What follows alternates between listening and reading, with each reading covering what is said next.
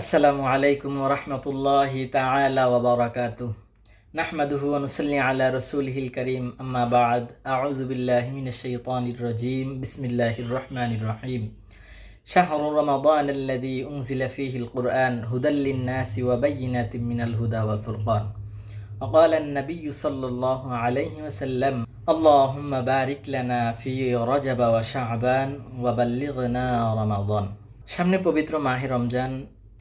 এই পবিত্র মাহে রমজানকে সামনে রেখে এই পবিত্র মাহে রমজানের প্রস্তুতি গ্রহণ করা এজ এ মুসলিম হিসাবে আমার কর্তব্য। তাই পবিত্র মাহে রমজানকে সামনে রেখে এই প্রস্তুতি সম্পর্কে আজকে কিছু কথা আপনাদের সামনে তুলে ধরবো ইনশাআল্লাহ। নাম্বার 1, তওবা করা। আমি মুসলিম হিসাবে আমার সকল পাপের স্বীকৃতি আল্লাহ রাব্বুল আলামিনের কাছে দিয়ে, যে আল্লাহ আমি অন্যায় করে ফেলেছি, সামনে তো রমজান মাস, তুমি আমাকে মাফ করে দাও। আল্লাহ রাব্বুল আলামিন, আমি যেন একজন মুসলিম হিসাবে পবিত্র মাহে রমজানের পবিত্রতা রক্ষা করতে পারি, সেই তৌফিক তুমি আমাকে দান করো। এই বিষয় নিয়ে আল্লাহর কাছে তওবা করতে হবে এবং নিজের পাপের জন্য আল্লাহর কাছে অনুতপ্ত হতে হবে।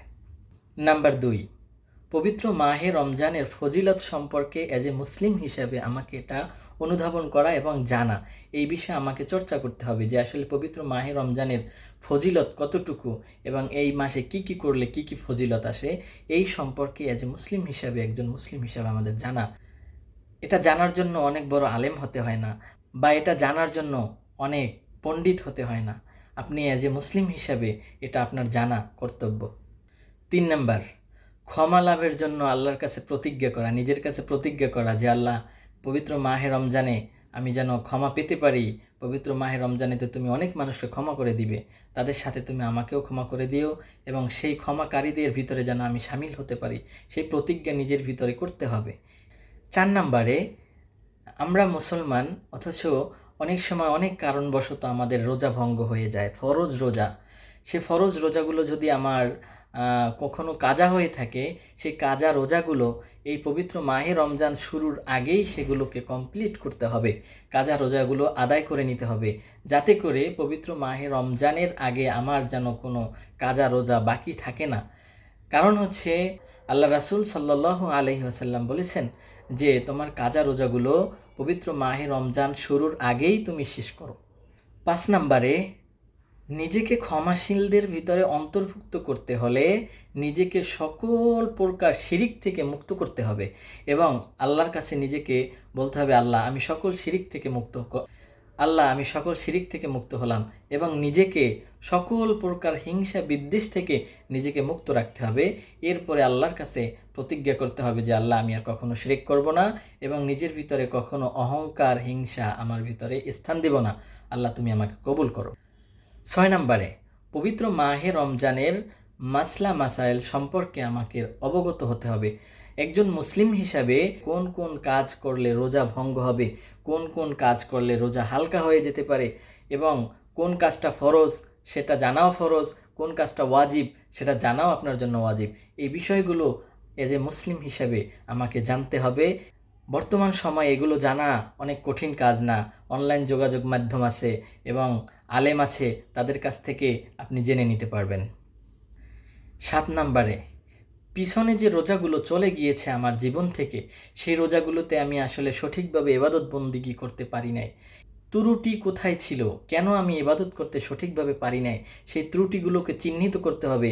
যেহেতু সামনে রমজান মাস, এখনও সময় আছে, তাই নিজেকে পরিবর্তন করতে হবে, বুঝতে হবে যে কোন কোন কারণে আমি গত বছর বা তার আগে আমি সঠিকভাবে রোজাগুলো আদায় করতে পারি নাই, সঠিকভাবে ইবাদত বন্দিগি করতে পারি নাই, কোন কারণে পারি নাই, সেই কারণগুলোকে চিহ্নিত করতে হবে। সেই কারণগুলো এই বছরেও যেন তেমনিভাবে না আসে, সেখান থেকে নিজেকে পরিত্রাণ করতে হবে।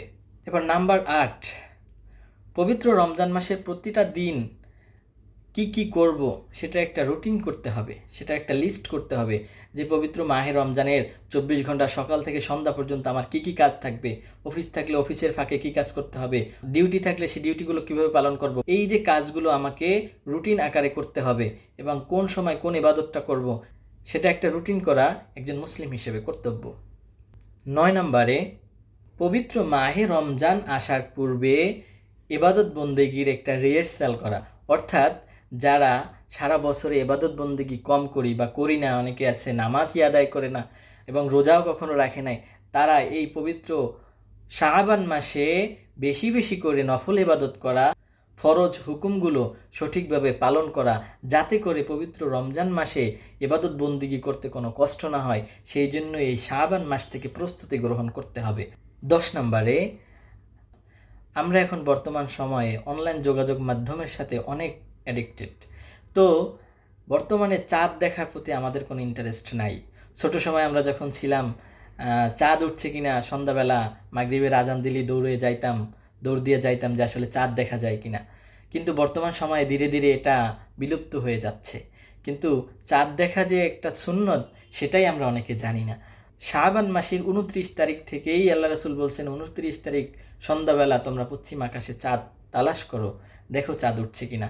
কিন্তু আমরা এখন চাঁদ দেখা কমিটির প্রতি ছেড়ে দেই, আমরা একটু দেখি না যে আসলে চাঁদ উঠছে কিনা। আল্লাহ রাসূল সাল্লাল্লাহু আলাইহি সাল্লাম যখন নতুন চাঁদ দেখতেন, চাঁদ দেখার পরে আল্লাহ রাসূল সাল্লাল্লাহু আলাইহি সাল্লাম দোয়া করতেন, আল্লাহুম্মা আহিল্লাহু আলাইনা বিল আমনি ওয়াল ঈমান ওয়াস সালামাতি ওয়াল ইসলাম।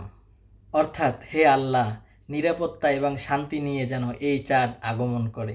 তাই আমরা চাঁদ দেখি এবং চাঁদ দেখার চেষ্টা করি ইনশাআল্লাহ। 11 নম্বরে, আল্লাহর কাছে প্রার্থনা করা যে আল্লাহ, তুমি আমার হায়াতকে বৃদ্ধি করো, আমি যেন পবিত্র মাহে রমজানের ফজিলত পেতে পারি। আল্লাহুম্মা বারিক লানা ফি রজব ওয়া শাবান ওয়া বাল্লিগনা রমাদান। তাই আমি মুসলমান হিসাবে এই বিষয়গুলোর উপরে আমাকে প্রস্তুতি গ্রহণ করতে হবে, কারণ সামনে পবিত্র মাহে রমজান। পবিত্র রমজান মাসের একটি মুহূর্তও যেন আমরা কোনো ক্রমেই মিস না করি, এই জন্য আল্লাহর কাছে দোয়া করতে হবে, সুস্থতা কামনা করতে হবে যে আল্লাহ, আমি যেন রোজাগুলো সঠিকভাবে রাখতে পারি। আল্লাহ রাব্বুল আলামিন এই কথাগুলোর উপরে সর্বপ্রথম আমাকে এবং সবাইকে বোঝার এবং আমল করার তৌফিক দান করুক। আসসালামু আলাইকুম ওয়া রাহমাতুল্লাহি ওয়া বারাকাতুহু।